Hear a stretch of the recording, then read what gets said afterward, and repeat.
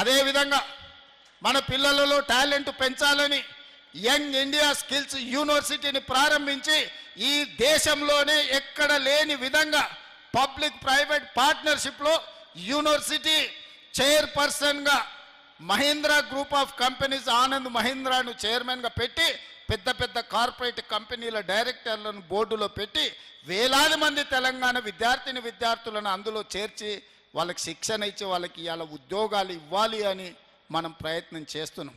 Young India skills యూనివర్సిటీని నేను ప్రారంభించింది నిజమైతే మీరు కాంగ్రెస్ పార్టీకి ఓటు వేయండి అని చెప్పి నేను ఈ సందర్భంగా మిమ్మల్ని అడుగుతున్నా. ఇదే కాదు, 140 కోట్ల జనాభా ఉన్న ఈ దేశం ఒలింపిక్స్లో ఒక గోల్డ్ మెడల్ తేలే. నేను సౌత్ కొరియా పోయినప్పుడు ఒక యూనివర్సిటీకి వెళ్ళిన, నేను 30 ఎకరాలలోనే ఉంది ఆ యూనివర్సిటీ. మీ నిజామాబాద్ యూనివర్సిటీ పోలిస్తే 100 ఎకరాలలో ఉండి ఉంటుంది. కానీ 140 కోట్ల జనాభా ఉన్న మనం ఒక్క గోల్డ్ మెడల్ కూడా ఒలింపిక్స్లో తేలే.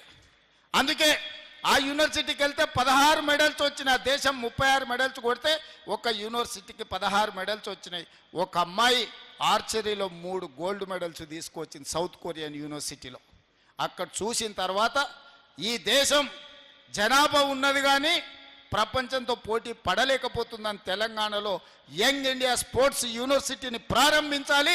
మన యువతను టాలెంటెడ్ విద్యార్థులుగా తీర్చిదిద్దాలి, స్పోర్ట్స్లో రాణించాలి అని చెప్పి ఇవాళ మనం యంగ్ ఇండియా స్పోర్ట్స్ యూనివర్సిటీని మనం ప్రారంభించి మట్టిలో మాణిక్యాలను గ్రామీణ ప్రాంతాలలో ఉన్న విద్యార్థుల్లో ఉన్న నైపుణ్యాన్ని ఇవాళ బయటికి తీయాలని మనం ప్రయత్నం చేస్తున్నాం.